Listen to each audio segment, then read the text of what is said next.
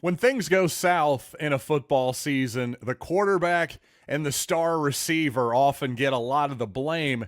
But allow me to defend Luther Burden coming up right now on Locked On Mizzou.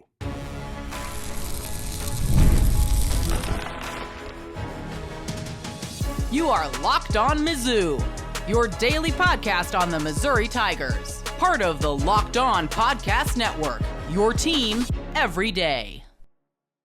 Hey, all you true sons and daughters, I'm John Miller, your Mizzou mafioso and the central scrutinizer of Missouri Tigers football and basketball. Today's episode is brought to you by FanDuel. Start the season with a big return on FanDuel. New customers can place a $5 bet, and you'll get started with $150 in bonus bets if you win your first $5 bet. Visit FanDuel.com to get started. And on today's program, I want to talk some more Missouri basketball today, including keeping the grill hot this season. I think that's a real key for the Tigers. Also, I want to talk about the future of the running back position for Missouri, especially in 2025. But I have to say, I've noticed a lot of blame being shot toward Luther Burden this season. And I don't think really anyone, especially on the Missouri offense, is above criticism at this point, especially in the two biggest games that Missouri needed to perform well on the road. The offense simply has not shown up. A whole bunch of different reasons for that. But I have to say, I think some of the criticism being levied toward Luther Burden by some people is way over the line in a whole bunch of different ways. First of all, you do have to have an offensive line and a quarterback in order to get the ball as a receiver. You can't throw the ball to yourself. A lot of people hate hearing that, but it is absolutely the truth. Now, there is something to be said for, as time goes along here, you are reminded a little bit of some of Luther Burden's limitations, because although I certainly wouldn't call him a gadget player whatsoever, I do think that at the next level, just like in college, he's going to be a guy that's mostly limited to playing in the slot and not on the outside. And again, just to make a little bit of a distinction here when I talk about what a gadget player is. Well, I remember when the Rams, circa 2015, signed Tavon Austin to a contract extension. And I have to be honest, I giggled at that one. That was a good call by me in the long run. My contention was Tavon Austin was just that. He was a gadget player, a guy who, yeah, he looks great. You throw him some screen passes, you get him in some end arounds, and he can be an explosive player.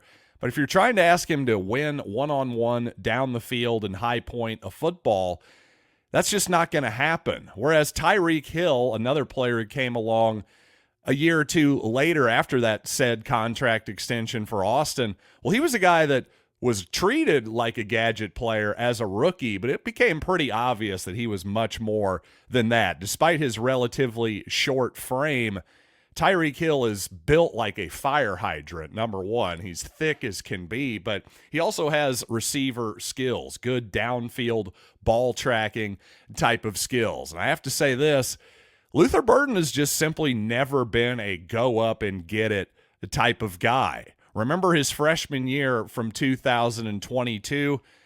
Those jump balls, those balls to the outside when Dominic Lovett was still on the squad manning the slot position for the most part. Well, Luther Burden was on the outside, and those deep balls from Cook to Burden didn't go great for the most part. Burden scored a lot of touchdowns that freshman season, but again, as a receiver down the field on the outside, it wasn't the most impressive thing I've ever seen. Of course, Burden's made a ton of strides since his true freshman season 2 years ago, and it doesn't mean that Burden cannot play on the outside ever, but it does limit when you're not really a threat to beat your corner over the top, especially at the NFL level, where a lot of these corners are 6 foot, 6'1". They're going to be staring Burden right in the face. Burden is not 5'7" or something like that, but if he's 6 feet tall, I don't think he's much taller than that. Let's put it that way. He's not a Tyreek Hill fire hydrant in terms of thickness, but he's also thicker than Tavon Austin, too. So he's somewhere in between there. Again, if you don't have to worry about needing safety help over the top on that outside ball, well, that does limit what you can do, and it does make a cornerback, makes it easier for them to play inside leverage and limit and take away those underneath routes just a little bit. So, in my opinion, obviously Burden's numbers aren't where he would like them to be. Missouri's offense isn't where any of us would like it to be. Let's not go crazy. He's still a great player, and he's still the most explosive player on the team. In my opinion, he's still the best player on the team. If you want to pick him apart a little bit in terms of pro scouting, that type of deal, I think he's definitely still a first-round pick. But maybe I could see the argument that maybe he's more of a back half of the first-round pick as opposed to a top 16 pick. That could be, but that's not exactly an insult, though, is it? And speaking of Luther Burden, on one hand, while some fans think he's been a disappointment this season, there's another group of fans that think the quarterback play after Brady Cook has been so uninspiring that the best option is simply to direct snap the ball to Luther Burden in the Wildcat formation. And here's my take on that particular take. I think you can direct snap the ball to Burden every once in a while, like maybe once a quarter, that type of deal. But as I said before, remember, Burden is not exactly the biggest guy in the world. I don't want to expose him to a running back's workload. That just doesn't seem like a realistic option for me. And really, if you're actually going to run a Wildcat-centric offense, if you think that's the solution, well, really, Burden is the jet motion guy. Remember, the Wildcat, it's not just about a direct snap to a non-quarterback.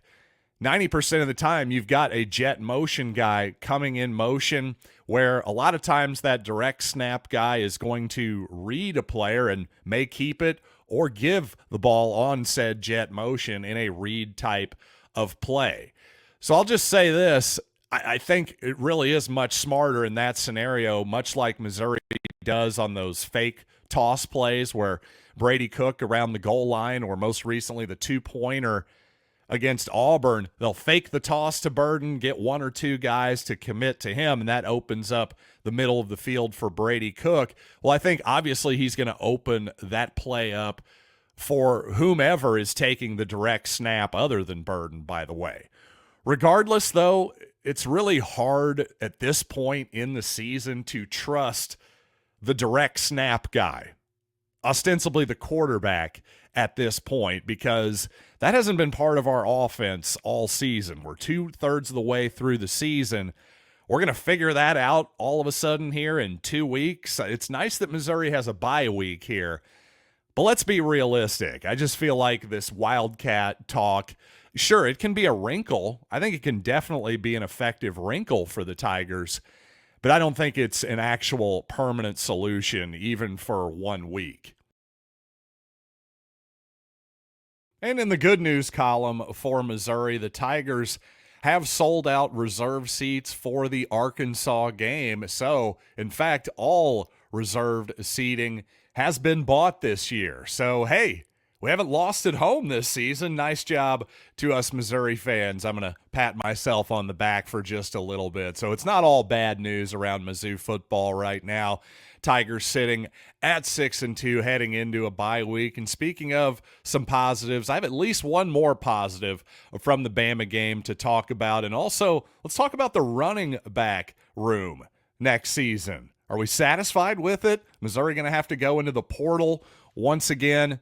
Let's talk about all that. But first, Mizzou fans, it's time to recognize the Roy Player of the Week. So far this season, we've pooled more than $20,000 to support players on Roy. Micro deposits lead to massive change. With the Roy app, you can direct your support to athletes that you love, ensuring that all funds go to the specific player you choose. Unlike collectives, you know exactly where your support is going, and you even receive exclusive content like personal videos and updates after the season. The best part, it's risk-free. If the athlete transfers or doesn't deliver the content, you get your money back. This week, I'm supporting Johnny Walker. I just pitched in $100, and I'd love for you to join me. Even $10 makes a difference.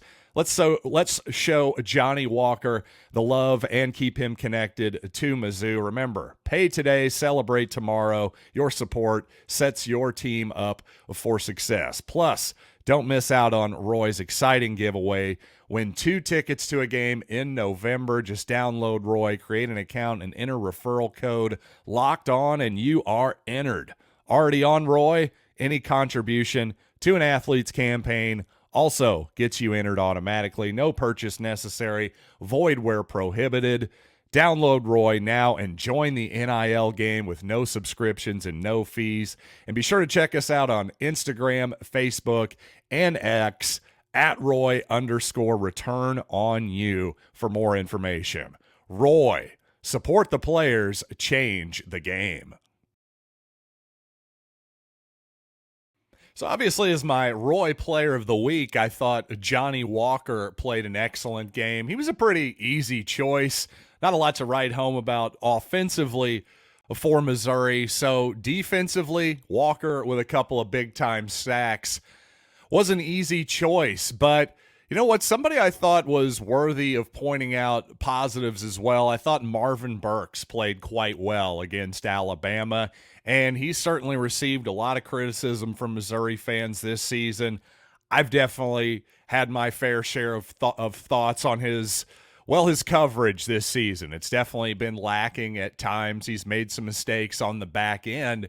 And against Auburn, I pointed out, especially in the fourth quarter, Burks was playing closer to the line of scrimmage, and it was Trevez Johnson who was playing the free safety spot as the last man back in the Missouri defense most of the time. And it seemed like that adjustment continued against Alabama, and the hard-hitting Burks, I thought, played a very, very good game, maybe his best game of the entire season, at least to my eyes. So I thought that was a sound adjustment there. Again, Burks, a really young player still at this point. So his trajectory, his history here at Ole Mizzou has not been written by any stretch of the imagination. Hopefully he has just now been put in a better position to succeed. You wonder if Missouri looks in to the transfer portal, perhaps at free safety next season, with of course Joseph Charleston going to be moving on. Johnson's, his plans are maybe up in the air as well. We'll just have to see, but that is a spot that Missouri could look to strengthen in the portal this coming offseason. I think, speaking of the portal, it's pretty obvious to say at this point that Missouri will be looking into the portal once again for a quarterback under Eli Drinkwitz. Simply counting on Drew Pine or Sam Horn for various different reasons, would be Kookville at this point, I gotta think. Unless Aiden Glover is suddenly ready to play as a true sophomore next season, a redshirt freshman, I should say. Either way, his second year on campus, that seems fairly unrealistic at this point as well. So I think it's almost certain Missouri looks for a veteran at the quarterback position, just like they have each of the last 3 years or so. And also, Missouri looked to the portal this past offseason at the running back position, getting Nate Noel and Marcus Carroll, a couple of 4-year players playing their 5th season of college football at Missouri. So could the Tigers do it again? Well, that depends on what you think of this running back room. I think Jamal Roberts has been somewhat of a pleasant surprise this season. I think we expected him to be good in pass protection as a third down running back, but he's shown to be a capable runner on the ground as well. Are a combination of him and Keywan Lacey, who on the ground looks like he has a little bit more of a get up and go than anybody else maybe on this Missouri roster. A couple fumbles early in the year shows that obviously he's still unpolished, needs some time to grow into the position. That's all well and good. Of course, I'm sure, like all young running backs for the most part, his pass protection has got to get better. but he's definitely shown a lot of talent. I think him and Roberts, that combination, Tavoris Jones, a guy who had a lot of accolades coming out of high school, could be a part of that picture too. Is that good enough? I really think it might be. Now, if there's a player out there in the portal, of course, that you think can really, really help you, then by all means, go get him. But to me, that little three-headed monster there at running back, plus the freshman coming in as well, I think that's a pretty good group right there. I really do. Now, at this moment, it sure does not appear that Mizzou football is going to make the college football playoff. But what about the Mizzou basketball team? What is success for the Tigers this season? Is it simply making the NCAA tournament, which is obviously a much lower bar than making the 12-team college football playoff? Is that really the barometer? I suppose that it is, because there really isn't much else to tangibly hold on to in college basketball right now, which is something I worry about a little bit as the future of college football gets laid out in front of us here. In college hoops, conference tournaments, which were once something that Norm Stewart and others, Dean Smith as well, the ACC tournament, those coaches really emphasized those postseason conference tournaments. Don't get me wrong, they're still valued. They're just not nearly as valued as they were in the past, at least back in my days as a child, in the days of Norm Stewart, that type of thing. But I will say that regular season championships still seem to mean a lot to me anyway as a fan. There hasn't been one around these parts in 30 years. I brought up the 93-94 undefeated basketball team in Big 8 play on yesterday's program. That was indeed the last conference championship for Missouri basketball. So even just winning a conference would obviously be enormous. That's a really, really high bar, but success for Missouri, I think an NCAA tournament would be an obvious success this season for Missouri. I'm just wondering, if you don't make it, what else is there really to hold on to at this point?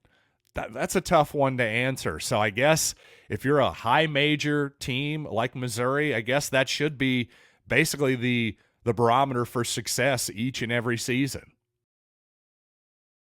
Now, if Dennis Gates and Mizzou are to make the tournament this season, I think a huge key to the season is keeping the grill hot, baby. Yes, Caleb Grill.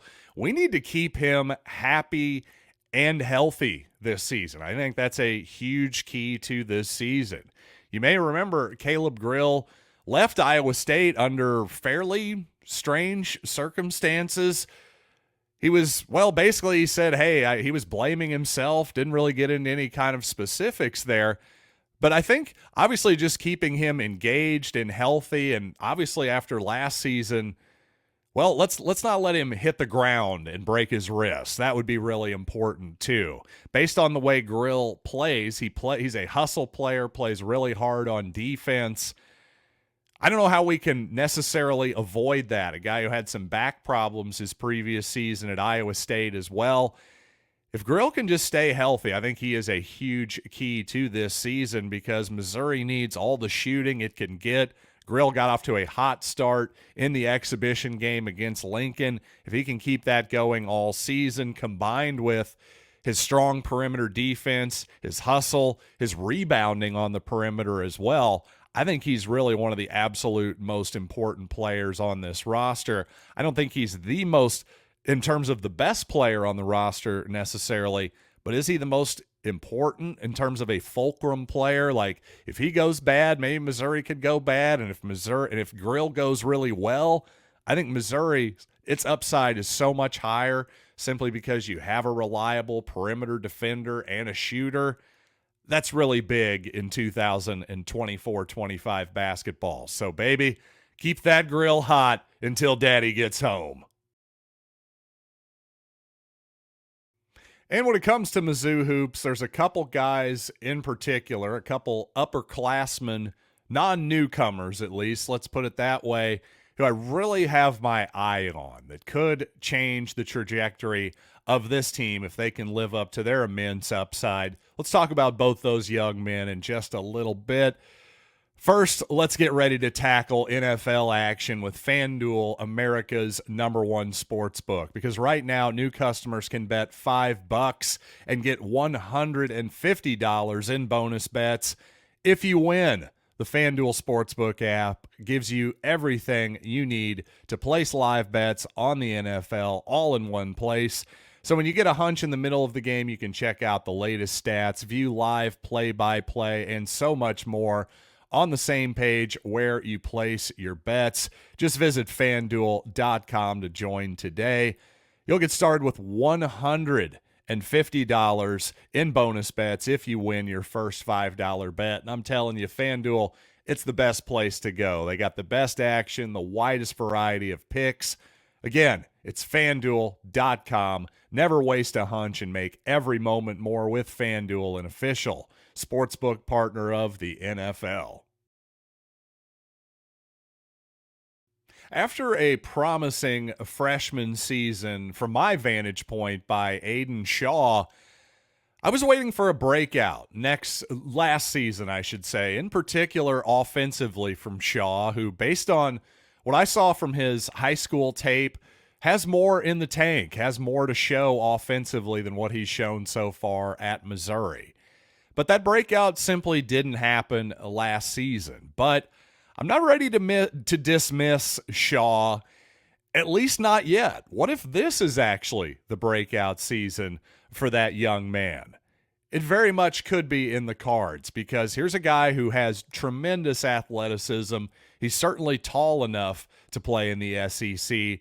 And I like the attitude. I like the hustle, everything, all the intangibles. Seems like a good kid, all of that good stuff. So maybe the junior year is really the breakout season for Aiden Shaw. If it is, that really changes Missouri's athletic profile quite a bit, because then you can play Shaw at center on occasion and really come up with an athletic and fast group defensively in particular, especially when you're playing against a team that maybe doesn't play a true post threat.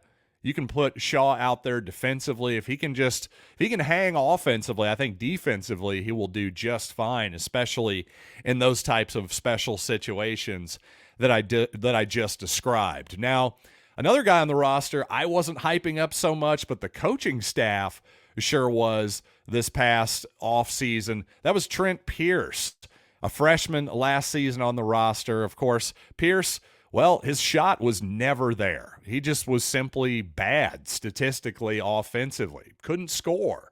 But that was not, again, based on what I heard out of high school, based on the guests that I even had on this program, people who follow high school recruiting a heck of a lot closer than I do, those people were telling me, hey, Trent Pierce is a bucket, more or less. This is a guy, a lanky 6'8", maybe as tall as 6'10" type of guy, late bloomer in that regard, but a good jump shooter, a guy who can score without a doubt. That was his profile entering Missouri. But an ear infection and just, a little bit of the Dennis Gates here today, gone tomorrow in terms of what's my rotation, how many minutes am I going to get, what's my role on this team.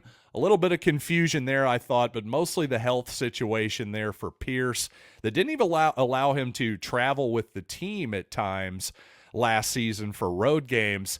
Just kind of a weird start for him, one that I'm willing to, again, hit the old reset button and try again, give them, both of these guys being Trent Pierce and Aiden Shaw, a couple of talented forwards for Missouri, the benefit of the doubt. Though I will say this, I think we'll know pretty quickly, as in within this first month or so. Until we get to the Cal and Kansas game, I think we're going to have plenty of opportunities here, playing a bunch of sub-200 projected teams in this November schedule, home games, plenty of time for these guys to get their feet wet. I think if this is the breakout for either one of them, we'll probably have a pretty good idea of that in the first month of the season or so.